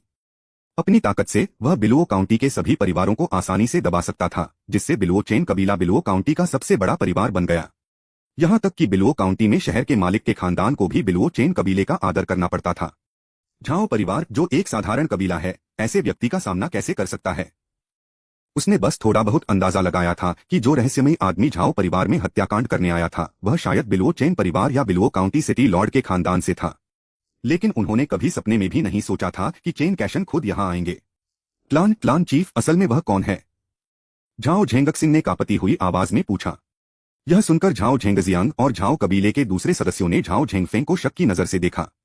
उनमें से कोई भी चेन कैशन को नहीं जानता था, लेकिन इस समय चेन कैशन खून से लथपथ था। उसका जानलेवा ऑरा उसके चारों ओर एक राक्षस की तरह घूम रहा था, और उसके शानदार पहाड़ जैसे ऑरा ने पूरे काउंसिल हॉल को घेर लिया था, जिससे सभी को ऐसा लग रहा था जैसे वे किसी पहाड़ से दबे हुए हों, जिससे उनके लिए हिलना डुलना मुश्किल हो गया था और एक कदम भी उठाना लगभग नामुमकिन हो गया था। इस समय चेन कैशन ने जिशान को अपने बाएं हाथ में पकड़ रखा था। उसकी आंखें जानलेवा इरादे से भीड़ को देख रही थीं, और उसकी आंखों की पुतलियां लाल हो रही थीं। यह आसन डरावना है। चेन कबीले के कुछ सदस्यों ने उससे नजरें मिलाने की हिम्मत नहीं की। वे सिर्फ झाओ झेंगफेंग को डरते हुए देख सकते थे, इस अनजान ताकतवर के बारे में जानकारी पाने की कोशिश कर रहे थे, और उम्मीद कर रहे थे कि झाओ झेंगफेंग उन्हें इस मुश्किल से बाहर निकाल लेगा। इस समय उन्हें जीशान की भी परवाह नहीं थी, जिसे चेन कैशान ने पकड़ लिया था। वह चेन कैशन है, बिलुओ काउंटी में चेन परिवार का सबसे ताकतवर सदस्य। वह बिलुओ काउंटी का सबसे अजय व्यक्ति भी है। झाओ झेंगफेंग की आवाज पत्थर की तरह भारी थी, और वह चेन कैशन को ध्यान से देख रहा था। झाओ कबीले के सदस्य हैरान रह गए। शुरुआती झटके के बाद बहुत ज्यादा डर लगा। बिलुओ काउंटी में नंबर 1 व्यक्ति, इतना बड़ा एक्सपर्ट यिशुई शहर के छोटे झाओ परिवार के खिलाफ कैसे जा सकता है? वह तो खुद उनके झाओ परिवार पर हमला करने और छोटे लेवल के मार्शल आर्टिस्ट का कत्लेआम करने तक चला गया। मैं कैसे आ सकता था? मैं कैसे आ सकता था? हाँ। झाओ कबीले के सदस्यों के ग्रुप को देखने के बाद चेन कैशन ने पहले खुद से एक सवाल पूछा और फिर जोर से हंसने लगा। उसकी हंसी बिजली की तरह गूंजी, जिससे पूरा काउंसिल हॉल हिल गया और गूंज उठा। ऐसा लग रहा था कि वह पागल हो गया है। आपको इस बारे में अपने अच्छे पोते झाओ फेंग से पूछना चाहिए। अगर वह नहीं होता तो मैं यहाँ नहीं होता। फेंगर, झाओ झेंगफेंग की आंखें चमक उठीं। झाओ कबीले के सदस्यों की आंखें चमक उठीं। झाओ फांग यिशुई झाओ कबीले का स्तंभ है। वह सुनहरी किरण है जो समुद्र को थामे रखती है और उनके कबीले का सहारा है। झाओ फेंग का नाम सुनकर और उसकी हैरान करने वाली और बेमिसाल लड़ाई की ताकत को याद करके उनके डरावने इमोशंस अचानक शांत हो गए। फेंगर कैसा है? झाओ झेंगफेंग ने बेचैनी से पूछा। वह कैसा है? बेशक वह मरने वाला है। जहां तक तुम झाओ परिवार की चींटियों और कमीनों की बात है, तुम सब नरक में जाओ। अध्याय 76 झाओ फेंग की वापसी। चेन कैशन अचानक दहाड़ा। उसकी दहाड़ ऐसी थी जैसे झाओ कबीले के सभी सदस्यों के कानों में एक ही समय में अनगिनत अदृश्य बिजली चमक रही हो। एक पल में झाओ कबीले के सभी सदस्य हैरान रह गए, उनकी आंखें तारों से भर गईं, उनके शरीर ढीले पड़ गए और उनकी सारी ताकत खत्म हो गई और वे अनजाने में जमीन पर गिर पड़े। यहाँ तक कि झाओ झेंगफेंग, झाओ झेंगजियांग और झाओ झेंगक्सिंग जैसे मार्शल आर्टिस्ट जो मार्शल जनरल लेवल पर थे, हैरान रह गए और लंबे समय तक अपने होश खो बैठे। उसी समय चेन कैशन ने एक चाल चली। उसने झाओ कबीले के सदस्यों की तरफ हवा में अपनी हथेली लहराई और उसकी हथेली से मोटी शक्तिशाली मार्शल आर्ट एनर्जी निकली, जिससे असली एनर्जी वाली गहरी हरी हथेलियां बन गईं। सच्ची एनर्जी वाली एक गहरे हरे रंग की हथेली आसमान से निकली और झाओ कबीले के सदस्यों पर जा गिरी। हथेली के एक ही वार से झाओ कबीले के कम से कम 10 सदस्य तुरंत मारे गए। झाओ कबीले के ये सदस्य उसकी आवाज की दहाड़ से इतने घबरा गए थे कि उनमें खड़े होकर भागने की ताकत नहीं बची थी। थोड़े ही समय में झाओ कबीले के लगभग 100 सदस्यों को चेन कैशन ने मार डाला। एक पल में काउंसिल हॉल उड़ते हुए खून और लथपथ से भर गया। कटे हुए हाथ पैर और धड़ हर जगह बिखरे हुए थे। खून बिखरा हुआ था और खून की बदबू बहुत तेज और तीखी थी। तुम जानवर हो, तुम जानवर हो, मैं तुमसे लड़कर मर जाऊंगा। इस समय झाओ झेंगफेंग आखिरकार चेन कैशन की दहाड़ से अपनी हैरानी से बाहर आया। अपने सामने हो रहे सीन को देखकर उसकी आंखें गुस्से से चौड़ी हो गईं। वह दुख और गुस्से में दहाड़ा और बिना किसी और चीज की परवाह किए चेन कैशन की ओर दौड़ा। झेंगक्सिंग, झेंगजियांग, इस जानवर को रोकने के लिए मेरे पीछे आओ। मेरे झाओ कबीले के सदस्यों, भागो और भागो, भागो। हालांकि झाओ झेंगफेंग बहुत दुखी और गुस्से में था, लेकिन उसने अपना होश नहीं खोया। वह जानता था कि चेन कैशन उसका मुकाबला नहीं कर सकता। अगर वह झाओ झेंगजियांग और झाओ झेंगक्सिंग के साथ मिल भी जाए तो भी वे चेन कैशन का मुकाबला नहीं कर पाएंगे। लेकिन वह सिर्फ चेन कैशन को रोकना चाहता था और झाओ कबीले को भागने के लिए और समय देना चाहता था। झाओ झेंगजियांग और झाओ झेंगक्सिंग ने एक दूसरे को देखा। दोनों ने एक दूसरे की आंखों में गंभीरता देखी। फिर उन्होंने एक दूसरे को सिर हिलाया और झाओ झेंगफेंग के साथ चेन कैशान की ओर चल पड़े। पलायन। तुम्हें लगता है कि तुम मुझसे बच सकते हो, तुम चींटियों जैसे कमजोर लोग। आज तुम सब मर जाओगे। जब चेन कैशन ने मौत शब्द बोला तो उसकी आवाज अचानक फिर से तेज हो गई, जिससे झाओ कबीले के सदस्य जो अभी अभी कुछ ताकत वापस पा चुके थे और खड़े होकर भागने की कोशिश कर रहे थे, एक बार फिर जमीन पर गिर पड़े। शक्तिशाली ध्वनि तरंगों के कारण झाओ कबीले के कई सदस्यों के साथ छिद्रों से खून रिस रहा था। झाओ कबीले के कुछ सदस्य, जिनकी खेती का लेवल बहुत कम था, साउंड वेव से मारे भी गए। चेन कैशन ने झाओ कबीले के आम सदस्यों की तरफ देखा भी नहीं और फिर झाओ झेंगफेंग और उसके दो साथियों पर हथेलियां बरसा दी। विशाल और शक्तिशाली martial grand master true power ने एक विशाल हथेली बनाई जो झाओ झेंगफेंग की ओर बढ़ी, लेकिन जैसे ही उसने झाओ झेंगफेंग के शरीर को छुआ, वह अचानक फैल गई। झाओ झेंगफेंग पर गहरे हरे रंग की मार्शल आर्ट की असली एनर्जी का बस थोड़ा सा हिस्सा ही लगा। लेकिन मार्शल ग्रैंड मास्टर की इस छोटी सी असली ताकत ने भी झाओ झेंगफेंग को पीछे की ओर उड़ा दिया। खून थूकने लगा और उसकी छाती से चटकने की आवाजें आने लगीं। मार्शल ग्रैंड मास्टर की असली ताकत के इस झोंके से उसकी पसलियां लगभग पूरी तरह टूट गईं और टूटी पसलियां उसके अंदरूनी अंगों में घुस गईं, जिससे झाओ झेंगफेंग को गंभीर चोटें आईं। अगर झाओ झेंगफेंग मार्शल जनरल लेवल पर मार्शल आर्टिस्ट नहीं होते, जिनकी ताकत और फिजिक आम मार्शल आर्टिस्ट से कहीं बेहतर थी, तो यह एक बार ही उन्हें मारने के लिए काफी होता। जहां तक झाओ झेंगफेंग के दो आदमियों, झाओ झेंगजियांग और झाओ झेंगक्सिंग की बात है, वे तुरंत फैलती हुई गहरे हरे रंग की मार्शल आर्ट की असली ताकत में घिर गए और फिर फट गए। हिस हिस हिस। काउंसिल हॉल में एक साथ आह भर गई। इस समय झाओ कबीले के जो सदस्य अभी भी जिंदा थे, वे सच में बहुत डर गए थे। वे चेन कैशन को ऐसे देख रहे थे जैसे वह कोई राक्षस हो जो नरक से निकलकर उनकी जान लेने आया हो। यह अविश्वसनीय है। यह बहुत शक्तिशाली है। झाओ झेंगजियांग और झाओ झेंगक्सिंग झाओ परिवार के बड़े लोग हैं और 2 स्टार मिलिट्री जनरल हैं। लेकिन जब उन दोनों ने पूरी ताकत से चेन कैशन पर जबरदस्त हमला किया, तो वे चेन कैशन के कपड़ों के किनारे को भी नहीं छू पाए और खून और मांस की बौछार में उड़ गए। यह चेन कैशन किसी देवता या दानव जितना ही शक्तिशाली है। यह कॉम्बैट पावर कुछ दिन पहले झाओ फेंग की कॉम्बैट पावर से कहीं ज्यादा बेहतर है। ऐसे दुश्मन का सामना करते हुए क्या झाओ परिवार अभी भी जीवित रह सकता है? झाओ कबीले के बचे हुए सदस्यों के दिलों में गहरी निराशा की भावना पैदा हो गई। वे भागने की इच्छा भी खो चुके थे। अरे बूढ़े, अब इधर आओ। झाओ झेंगजियांग और झाओ झेंगक्सिंग को मारने के बाद चेन कैशन ने हवा में ही झाओ झेंगफेंग को पकड़ लिया। उसने झाओ झेंगफेंग को नहीं मारा, जैसे उसने जीशान को मारा नहीं, बल्कि उसे जिंदा ही पकड़ लिया।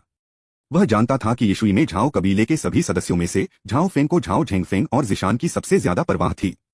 इसलिए वह झाओ झेंगफेंग और जिशान की जान बख्शना चाहता था और फिर झाओ फेंग के सामने उन्हें हर तरह की बेरहमी से बार बार टॉर्चर करना चाहता था। वह चाहता था कि झाओ फेंग को चेन कैशन को भड़काने का पछतावा हो और वह चाहता था कि झाओ फेंग को चेन परिवार को खत्म करने का पछतावा हो। झाओ झेंगफेंग का शरीर हवा में तैर रहा था, जैसे किसी अदृश्य शक्ति ने उसे पकड़ लिया हो और वह धीरे धीरे चेन कैशन की ओर बह रहा था। इस समय झाओ झेंगफेंग गंभीर रूप से घायल था और मौत के कगार पर था और संघर्ष करने में पूरी तरह से लाचार था। ज़ीशान की आंखों में आंसू भर आए, लेकिन वह खुद को रोक नहीं पाई। उसके पास मार्शल आर्ट की कोई भी स्किल नहीं है। असल में अगर चेन कैशन ने उसे बचाने के लिए अपनी असली ताकत का इस्तेमाल नहीं किया होता तो उसकी पहले की 2 दहाड़े उसे मारने के लिए काफी होती। वह बस बेबस होकर देख रही थी कि कैसे झाओ झेंगफेंग चेन कैशन के और करीब आता जा रहा था। हालांकि वह जानती थी कि एक बार झाओ झेंगफेंग को चेन कैशन ने पकड़ लिया तो उसकी किस्मत बहुत बुरी होगी। फुस।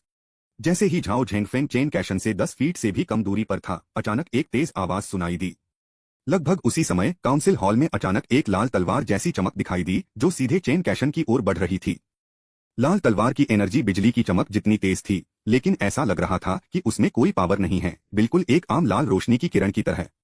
लेकिन चेन कैशन का एक्सप्रेशन एकदम बदल गया। झाओ परिवार के सदस्य, जिन्होंने पहले ही सारी उम्मीद छोड़ दी थी, लाल रोशनी देखकर उनके हाव भाव एकदम बदल गए। तभी उनके निराश चेहरों पर उम्मीद की एक किरण दिखाई दी। यह है। क्या यह हो सकता है? क्या यह सच में झाओ फेंग हो सकता है? उन्होंने लाल तलवार की एनर्जी को पहचान लिया। वह लाल तलवार की एनर्जी उस चमत्कारी शक्ति की थी जो कुछ दिन पहले ही धूमकेतु की तरह मशहूर हुई थी।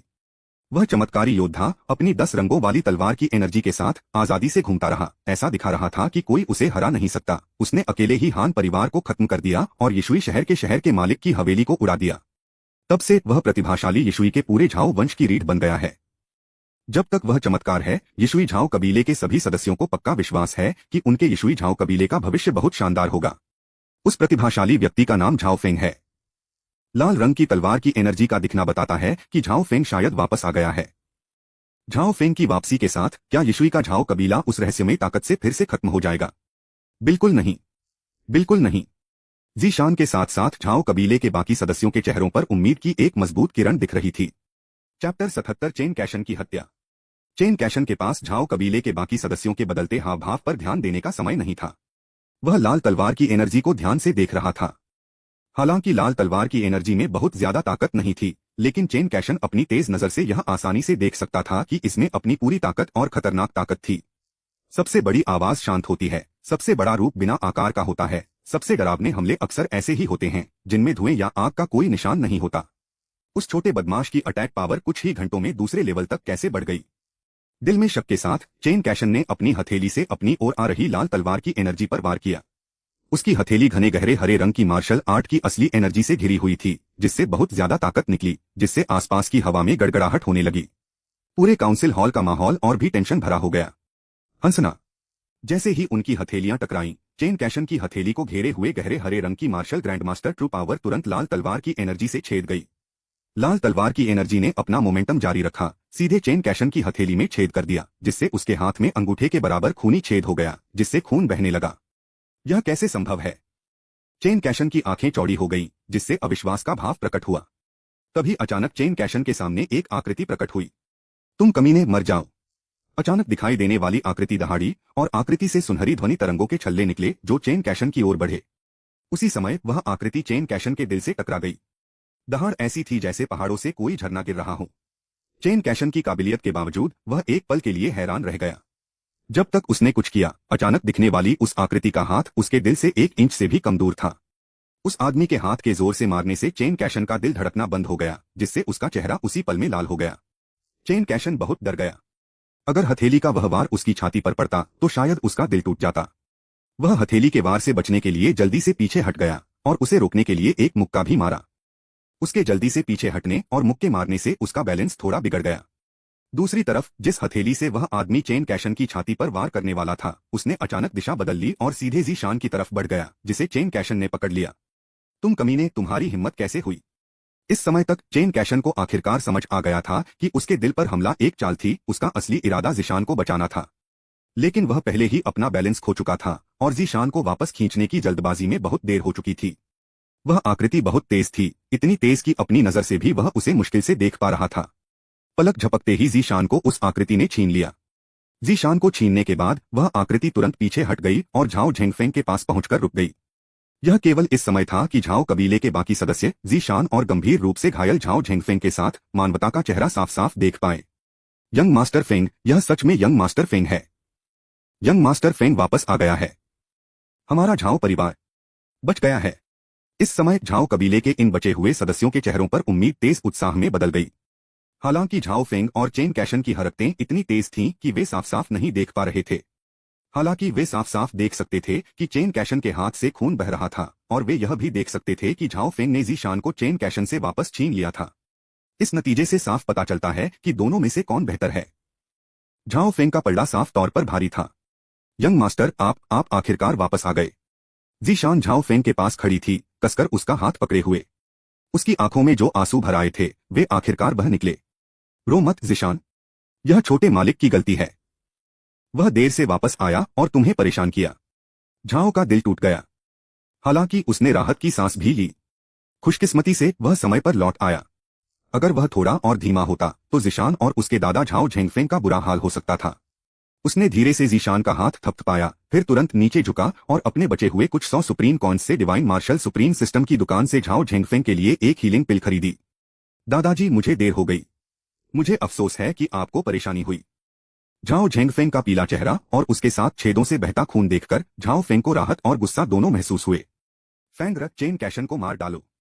तुम्हें उसे मारना होगा। झाओ झेंगफेंग की आवाज बहुत ज्यादा दुख और गुस्से से भरी हुई थी। Divine martial supreme system shop से बनी गोलियां नेचुरली बहुत असरदार होती हैं। जैसे ही झाओ झेंगफेंग ने गोली ली, उसकी चोटें कंट्रोल में आ गईं और उसकी टूटी पसलियां तुरंत ठीक हो गईं। उसका पीला चेहरा भी गुलाबी हो गया। झाओ झेंगफेंग जमीन से उठ खड़ा हुआ और चेन कैशन को ध्यान से देखने लगा। उसकी आंखों में गुस्सा और जहर भरा हुआ था। यिशुई का झाओ कबीला पहले से ही छोटा था और चेन कैशन के नरसंहार के बाद उनकी आबादी अब और भी कम हो गई है। यहां तक कि अगर झाओ फांग समय पर वापस नहीं आता तो भी यिशुई का झाओ परिवार चेन कैशन द्वारा निश्चित रूप से खत्म कर दिया गया होता। अपने खानदान को खत्म करने की नफरत अपने पिता को मारने या अपनी पत्नी को चुराने की नफरत से भी ज्यादा बड़ी नफरत है। इसे 3 नदियां और 5 झीलें बहाकर भी नहीं धोया जा सकता। यह एक ऐसी दुश्मनी है जिसका कोई हल नहीं निकल सकता। जब झाओ फेंग पहली बार परिवार में वापस आया तो झाओ झेंगफेंग चिंता से भर गया था। लेकिन जब झाओ फेंग ने आसानी से चेन कैशन से जीशान को वापस छीन लिया तो झाओ झेंगफेंग को पता चल गया कि झाओ फेंग की लड़ने की ताकत में बहुत बढ़ोतरी हुई होगी। झाओ फेंग निश्चित रूप से चेन कैशन को दबाने में सक्षम होगा। दादाजी, बस आप इंतजार कीजिए और देखिए, वह बदमाश चेन कैशन जिंदा नहीं बचेगा। झाओ फेंग ने भी अपनी नजर चेन कैशन पर घुमाई। चेन कैशन तुरंत अकड़ गया। वह झाओ झेंगफेंग और पूरे यिशुई झाओ कबीले को नजरअंदाज कर सकता था, लेकिन उसने झाओ फेंग की आंखों में देखने की हिम्मत नहीं की। बातचीत के दौरान उसे साफ तौर पर महसूस हुआ कि झाओ फेंग के पास अब ऐसी ताकत है जो उसकी जान को खतरे में डाल सकती है। जब झाओ फेंग झाओ झेंगफेंग को गोली दे रहा था, चेन कैशन झाओ फेंग को ध्यान से देख रहा था, लेकिन जितना ज्यादा वह उसे देखता उसका चेहरा उतना ही भद्दा होता जाता।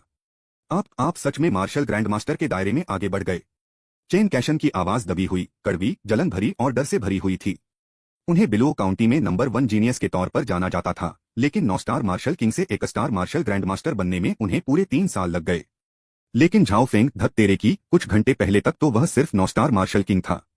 कुछ ही घंटों में वह 9 स्टार मार्शल किंग से 1 स्टार मार्शल ग्रैंडमास्टर बन गया। उनके पास किस तरह की योग्यता है? जब भी चेन कैशन इस बारे में सोचते उन्हें चक्कर आने लगता। इसके अलावा जब Zhao Feng 9 star martial king था तो वह झाओ फेंग का कुछ नहीं कर सकता था। अब जब Zhao Feng 1 star martial grand master बन गया है तो वह झाओ फेंग का कुछ कैसे कर सकता है? क्या हम ऐसे ही पीछे हटते रहेंगे? चेन कैशन गुस्से से भर गया। अध्याय 78 झाओ झेंगफेंग की चिंताएं। लेकिन अगर आप इसे स्वीकार करने को तैयार नहीं हैं तो आप क्या कर सकते हैं? झाओ फेंग की तरह अपनी अजीब स्पीड का इस्तेमाल करके झाओ कबीले में मारकाट जारी रखो और झाओ फेंग के सामने झाओ कबीले के बचे हुए सदस्यों का सफाया कर दो। समस्या यह है कि उसकी स्पीड झाओ फेंग के आसपास भी नहीं है। जब Zhao Feng 9 star martial king थे तब उनकी स्पीड उनसे कहीं ज्यादा तेज थी और उनकी मूवमेंट टेक्निक और भी बेमिसाल थी। अब जब Zhao Feng 1 star martial grand master बन गए हैं तो उनकी स्पीड और मूवमेंट टेक्निक और भी ज्यादा डरावनी होनी चाहिए। झाओ फेंग द्वारा रिलीज की गई 10 रंग की तलवार की एनर्जी भी थी। 10 रंग की तलवार की एनर्जी के विचार ने चेन कैशन की पीछे हटने की इच्छा को और बढ़ा दिया। अभी अभी एक लाल रंग की तलवार की आभा आसानी से उनके protective martial grandmaster true power को भेदकर उनकी हथेली में घुस गई।